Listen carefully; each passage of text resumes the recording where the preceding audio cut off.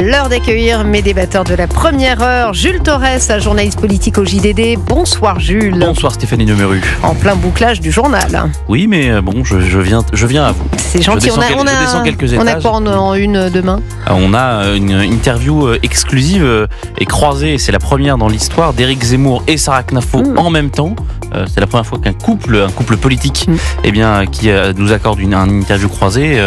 Et je peux vous dire que ça dépote. Oui, parce qu'ils ne s'étaient pas exprimés ensemble depuis toujours d'ailleurs. Croisé jamais. Ils n'ont jamais croisé le fer ensemble. Bravo pour cette une. On a hâte de lire tout ça. Véronique Jacquier est avec nous également, journaliste politique. Bonsoir ma chère Véronique. Bonsoir Stéphanie, bonsoir à tous. On va évidemment évoquer cette actualité politique riche, puisque évidemment les appétits s'aiguisent. Il n'y a pas d'autre mot en vue de la chute prochaine. On peut presque dire ça. Ça y est. Il n'y a pas beaucoup de suspense de François Bayrou le 8 septembre. Le RN avec Jordan Bardella s'est exprimé aujourd'hui. Il n'y a pas d'autre choix que de se tourner vers les Français. Le RN qui se tient prêt évidemment à gouverner, le cas échéant, avec qui on verra. Et puis le PS qui fait acte de candidature également, qui a clôturé son université d'été aujourd'hui à Blois, avec d'ailleurs des contre-propositions budgétaires. On en parle avec Emma Rafovitch, eurodéputée socialiste et porte-parole du Parti socialiste. Bonsoir Emma Rafovitch. Bonsoir. Alors vous avez clôturé, je le disais, vos universités d'été avec vos contre-propositions budgétaires, puisque le budget proposé par François Bayrou ne vous allait pas. Le plan prévoit de réduire le déficit de 21,7 milliards d'euros, 2 fois moins d'ailleurs que celui de François Bayrou. Pour vous, les déficits ne sont pas assez importants. Ça ne justifie pas justement qu'on puisse faire plus d'efforts que 21,7 milliards d'euros ? Vous savez, le 15 juillet dernier, quand François Bayrou a présenté son budget, il nous a dit finalement que c'était ça ou le chaos. Mais la réalité, ce qu'on voit depuis, c'est que le chaos, c'est lui. Que finalement, il nous présente quelque chose qui n'est pas crédible, qui est un budget de souffrance pour les Françaises et les Français. Et oui, nous le disons avec force, il faut faire des économies, nous en proposons beaucoup, mais ce que nous proposons surtout, c'est un chemin pour le pays qui soit souhaitable, qui soit durable. La vérité, c'est que ce que propose François Bayrou, c'est irresponsable, c'est complètement irresponsable. Nous, ce que nous voulons incarner, c'est finalement une alternative crédible, parce que ce que propose François Bayrou, c'est finalement de crier maintenant au feu, alors que ça fait 8 ans qu'il soutient la politique qui nous a amenés là où nous en sommes. Cette politique irresponsable, c'est celle de la droite. Moi, je n'ai pas envie finalement de rentrer dans le piège que voudrait nous tendre la droite, que voudrait nous tendre Emmanuel Macron.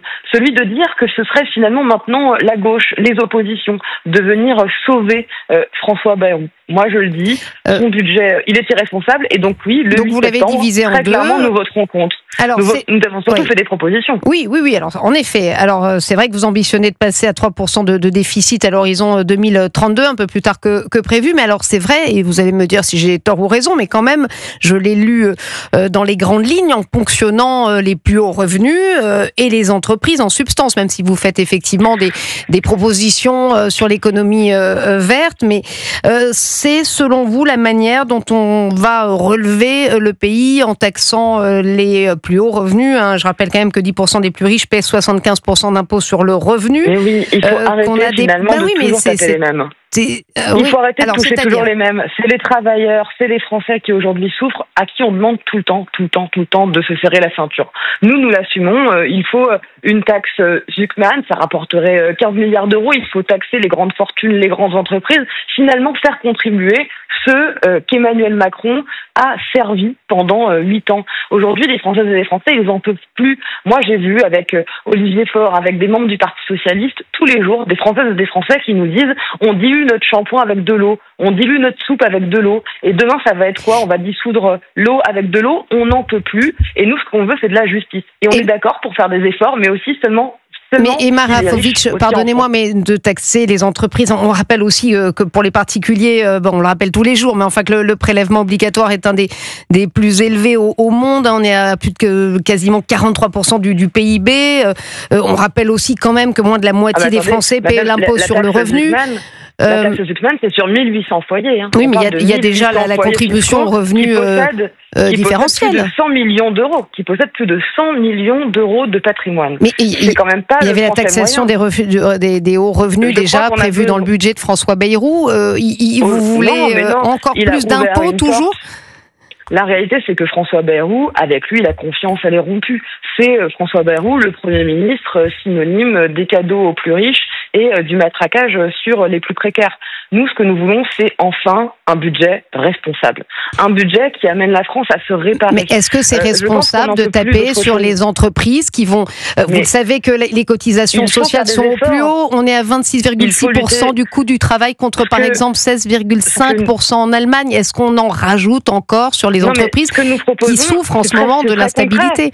Mais ce n'est pas jamais les PME que nous allons viser ou taper. Je vais vous le dire, c'est très simple finalement ce que nous proposons. La taxe Zuckman, c'est une taxe sur les 1800 foyers en France qui ont plus de 100 millions d'euros de patrimoine. Nous voulons aussi avancer sur la lutte contre la fraude fiscale. Il faut reconfigurer massivement les exonérations patronales. Il faut aussi taxer les GAFAM, vous savez, ces grandes entreprises, Google, Amazon, toutes celles-là, et aussi taxer la malbouffe. Franchement, croyez-nous, notre objectif, vous êtes eurodéputée, Emma Rafovitch. On a vu qu'Ursula von der Leyen n'a rien fait devant le président Trump, à part se prendre 15% de taxes. Elle n'a rien dit sur les GAFAM. Et vous avez bien raison. Moi, je ne suis absolument pas une soutien d'Ursula von der Leyen. Et faut-il le rappeler, c'est aussi Emmanuel Macron qui, pendant longtemps, a permis à Ursula von der Leyen d'être présidente de cette Commission européenne. Aujourd'hui, il faut de la justice. Les dividendes, ils ont explosé. Les plus grandes fortunes, elles ont triplé en quelques années, alors que les Français, eux, s'appauvrissent. Et oui, il faut de la relance, il faut assumer investir massivement pour le pouvoir d'achat, mais aussi assumer... Et rien sur des réformes structurelles, Emma Rafovitch, rien sur les dépenses publiques, parmi les plus élevées au monde, 1700 milliards en 2025. Ce que nous annonçons, c'est des économies porte d'ailleurs sur le fonctionnement de l'État, l'optimisation des fonctions support, du fonctionnement des agences. On prévoit d'ailleurs plus de 5 milliards d'économies. Par exemple, je vais le dire, en arrêtant de faire appel à des cabinets de conseil comme McKinsey qui, finalement, à chaque fois, font en sorte que les dépenses publiques explosent pour, finalement, pas tellement d'efficacité. Mais nous, on a envie, finalement, de proposer des choses concrètes. Les ultra-riches se sont enrichis, l'État parfois s'est délabré, les services publics n'ont pas connu d'investissement.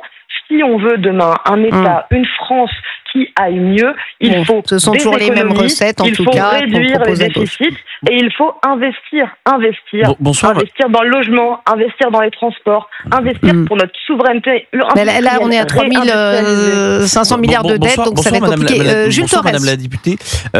Bonsoir. Encore une fois, vous en prenez un petit peu à une catégorie de la population qui sont en l'occurrence les riches, et derrière les riches, il y a quand même un concept extrêmement flou, parce que je vous rappelle quand même que François Bayrou lui-même disait que pour être riche en France, c'était 3500 ou 4000 euros de revenus bruts, y compris à Paris. J'ai pas l'impression qu'on soit riche quand c'est cela, mais en effet, Stéphanie Demeuleul l'a rappelé, on paye énormément de revenus. J'ai pas terminé ma question, mais moi je voulais vous poser la question, est-ce que vous n'avez pas finalement l'impression de tomber dans le même écueil que François Bayrou qui lui coûte cher, c'est-à-dire de cibler une catégorie de la population, en l'occurrence, lui c'est les boomers, vous c'est les riches?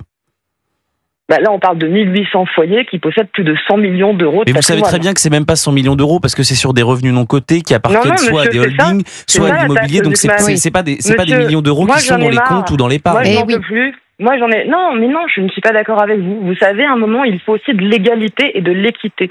Moi, je crois que les plus riches de ce pays, ils sont des patriotes. Et moi, j'en appelle aux patriotes. Eh bien oui, il faut assumer la solidarité. La solidarité, c'est pour tout le monde. L'égalité, c'est pour tout le monde. Aujourd'hui, il faut le dire, la croissance en France, elle est tirée à 50%. On vous rappelle quand même, Emma Rafovitch, que 1% des plus riches payent 30% de l'impôt. Donc ils y contribuent déjà. Essayons d'avancer. Oui, allez-y. Aujourd'hui, les précaires, les pauvres dans ce pays, ils font aussi tenir la France. Ils font tenir la France, mais ils n'en peuvent plus. Ils ont faim, ils n'arrivent pas à se loger et le 10 du mois, ils ne savent pas comment ça va s'arrêter. Non, mais ça, personne n'a dit le contraire, mais peut-être avec d'autres méthodes. Les 1800 foyers de France, qui ont plus de 100 millions d'euros de patrimoine. Moi, j'en appelle à leur patriotisme. Je suis sûre d'ailleurs qu'ils en ont. Et je pense qu'ainsi, on arrivera à réunir et à réconcilier, et je dirais même à réparer la France. Avançons un petit peu. Olivier Faure a déjà prévenu qu'il était inimaginable que les socialistes votent la confiance à François Bayrou. François Bayrou devrait tomber autour, en effet, du 8 septembre. Vous allez vous rendre tout de même à Matignon lundi. Vous en attendez encore quelque chose? Alors c'est assez étrange. Le sort du Premier ministre semble scellé. Puis on va négocier. Alors on ne sait pas quoi. Vous pouvez peut-être nous éclairer? On n'ira pas tout à fait négocier. Vous le savez très bien. Nous avons annoncé notre position. Et boire le thé? Nous voterons contre la confiance à François Bayrou. Alors, il nous invite, nous irons tout simplement lui dire en face ce que nous avons dit partout. Mais la confiance avec François Bayrou, elle est désormais rompue. Il n'y a pas de retour en arrière possible. Les socialistes ont présenté aujourd'hui un autre budget. Nous sommes prêts. Nous sommes prêts à gouverner. Nous avons des propositions. Alors, elles sont, je crois, solides. Et nous savons aussi comment gouverner. Avec quelle légitimité? Vous êtes 66 députés à l'Assemblée nationale, Emma Rafovic. Mais vous savez, madame, qui a une majorité aujourd'hui à l'Assemblée nationale? Personne. Pas les socialistes, exactement. Mais donc voilà, aujourd'hui, exactement. Donc aujourd'hui, il faut des propositions, je le crois, innovantes. Il faut assumer que la gauche, eh bien oui, nous sommes prêts parce que nous sommes arrivés en tête aux dernières élections législatives, que aux dernières nouvelles, à aucun moment Emmanuel Macron n'a choisi de donner sa confiance à la gauche. Eh bien nous, avec les socialistes, nous le disons. Alors vous êtes arrivé à la gauche. De Ruffin à Glucksmann, du Parti c'était pas une majorité claire, c'était une majorité relative avec les Insoumis. J'y viens évidemment à cette question. Excusez-moi, mais pardon, excusez-moi. J'ai dit nous ne gouvernerons pas avec les Insoumis. Donc vous allez gouverner à 121 députés, si on comprend bien, si on prend donc les communistes, les écologistes et les socialistes. Comment est-ce qu'on peut gouverner avec 121 députés? Gouverner à gauche. Eh bien, ce que nous voulons, c'est gouverner à gauche, de Ruffin à Glucksmann, avec des propositions concrètes, un cap clair, mais surtout un engagement. Non, mais est-ce que vous pouvez nous expliquer comment vous gouvernez? Vous faites passer des textes et un budget avec 121 députés. Mais pour ça, monsieur, pour que je vous explique, il faut juste que vous laissiez terminer la phrase. Et je vous le dis, nous gouvernerons notamment parce que nous respecterons le Parlement. Nous placerons le Parlement au cœur de notre projet gouvernemental, en le laissant lui faire des compromis, laisser parler le Parlement. Nous avons, vous savez, depuis que il y avait Michel Barnier et ensuite François Bayrou, texte par texte, nous avions proposé que des compromis puissent avoir lieu. À aucun moment, ils n'ont choisi de ne bouger d'un millimètre de leur dogmatisme. Eh bien, nous le disons, nous avons des propositions fortes, un programme de gauche, parce que nous sommes de gauche, mais nous ne serons pas dogmatiques parce que nous connaissons... Estimez-vous aujourd'hui que le pays est à gauche? Et nous n'utiliserons pas le 49.3. Estimez-vous, Emma Rafovic, non mais c'est vraiment une question sérieuse, estimez-vous qu'aujourd'hui vous avez le sentiment que les Français vous attendent dans votre programme de gauche? Vous vous sentez plébiscité par les Français?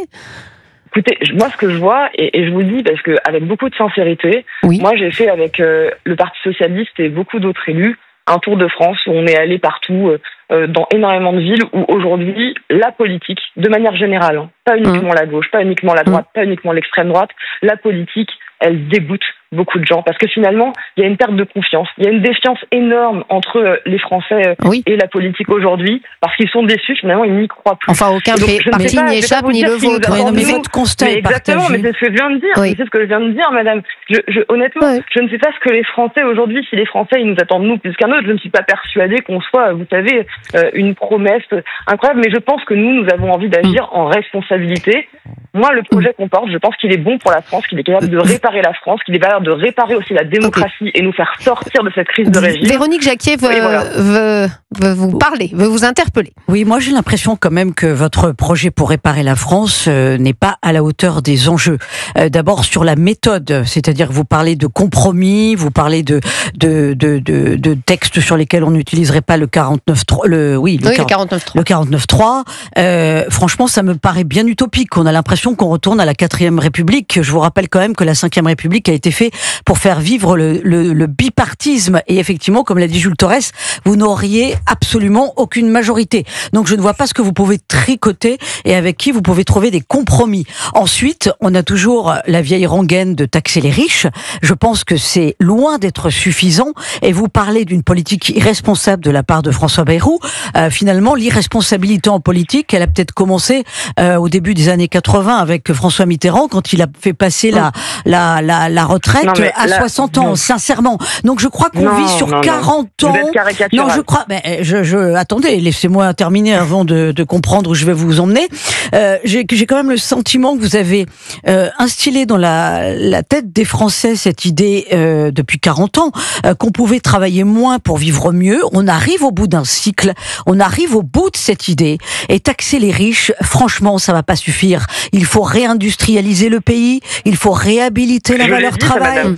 Alors là, non, je vous ai pas suffisamment entendu sur cette question-là. Alors non, je vois pas où sont vos ambitions pour retrouver une vraie gauche de gouvernement. Mais ce que vous dites à l'instant, pour moi, est essentiel.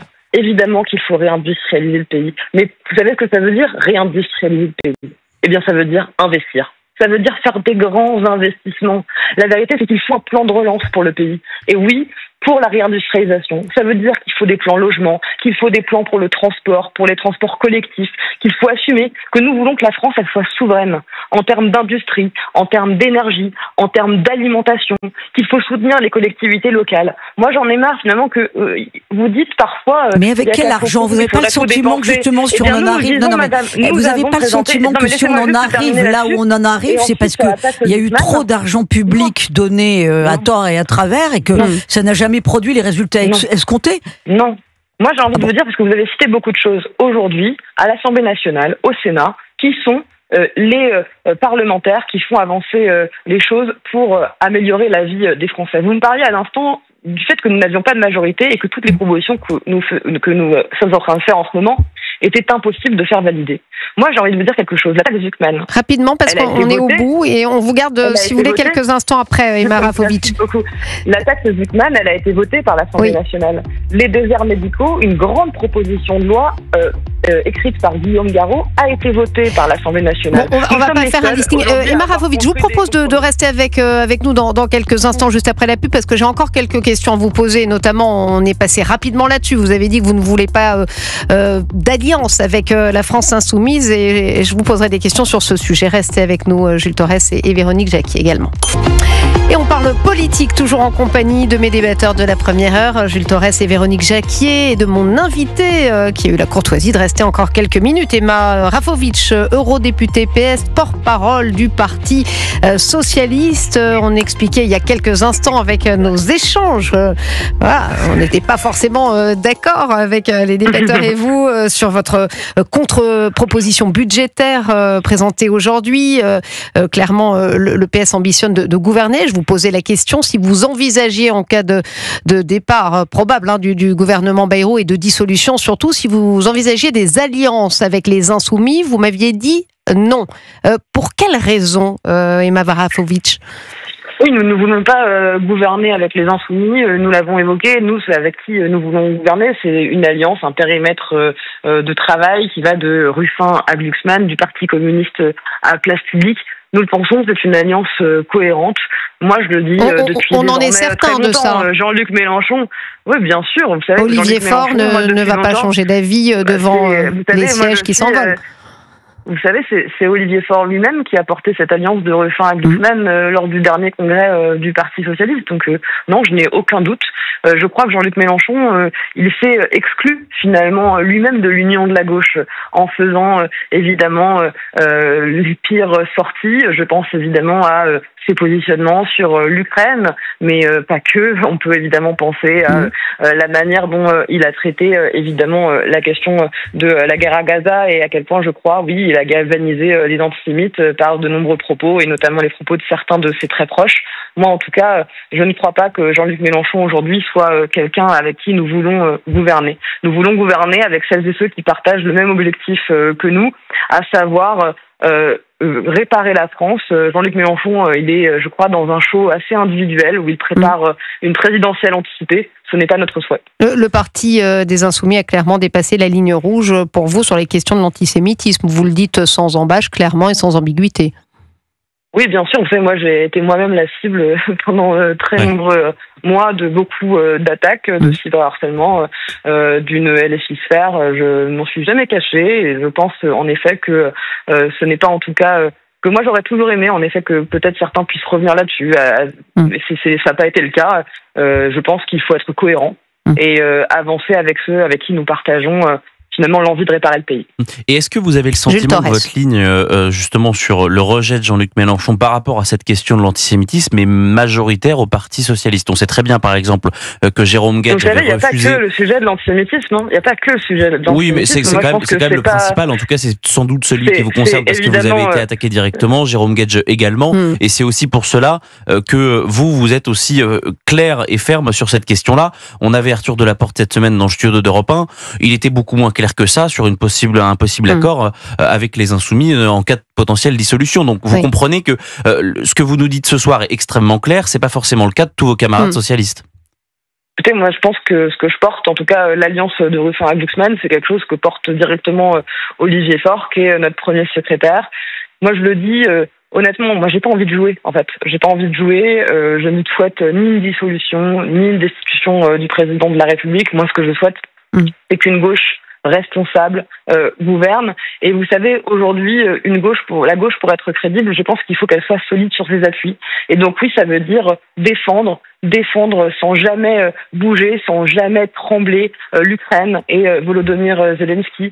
Ça veut dire protéger toutes nos concitoyennes, tous nos concitoyens. Ça veut dire s'engager clairement pour la reconnaissance de l'État de Palestine sans jamais tomber dans des dérives. Vous avez un allié en la personne d'Emmanuel Macron. Français juifs. Je pense que, et je soutiendrai avec honnêtement beaucoup de force cette annonce, comme je l'ai fait lorsqu'il l'a annoncé. Mais je pense que honnêtement, la gauche, elle peut aujourd'hui, demain, réparer le pays. On a des propositions fortes. On est évidemment ancré dans la République. On en a parlé. Véronique Jacquet, vous voulez interpeller Mara Fovic? Oui, en vous écoutant, j'ai une question qui va peut-être vous surprendre, mais est-ce que vous pensez que François Hollande pourrait être dans la course, justement, puisque là, vous dites, on fait une offre de proposition, mais le président de la République, s'il devait nous choisirait finalement quelque part le meilleur d'entre nous. Est-ce que ce ne serait pas François Hollande déjà? Vous voyez ce que je veux dire? Non, mais il n'y a pas que Olivier Faure, il n'y a pas que Raphaël Glucksmann, il n'y a pas... Je ne sais pas, entre vous, il y a une sacrée tombouille quand même, non? Non, moi je vous dis, pour le coup, je vais être très là-dessus, peut-être que ça va vous faire rire par rapport à ce qu'ont été les derniers mois. La balle, la réalité, c'est qu'elle est dans le camp d'Emmanuel Macron. C'est lui qui va choisir, c'est lui qui va nommer.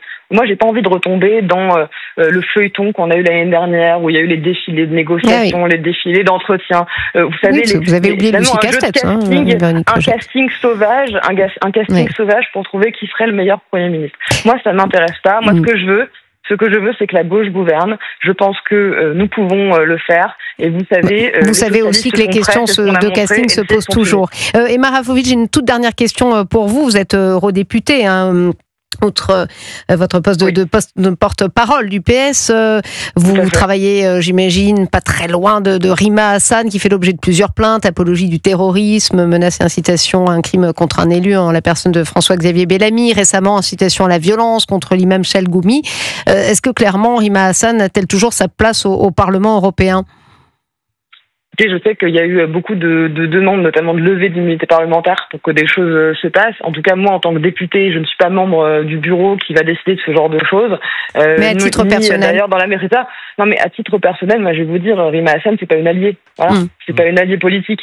J'ai pas à me positionner par rapport à un éventuel dossier, par rapport à des affaires judiciaires, dont d'ailleurs, moi, je respecte vraiment l'autonomie et le fait que la justice soit indépendante et que tout ça va se passer. Donc tout le monde a évidemment le droit d'avoir une défense. Donc moi, tant que les personnes ne sont pas jugées ou condamnées, elles sont évidemment présumées innocentes.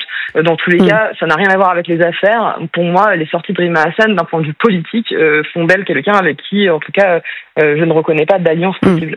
Merci Mara Fovic, eurodéputée PS, porte-parole du Parti Socialiste. Merci d'avoir été avec nous sur l'antenne d'Europe 1. Et à noter que Jérôme Guedj, député PS de l'Essonne, sera l'invité de Pierre de Villeneuve dans le grand rendez-vous Europe 1 CNews Les Échos demain matin.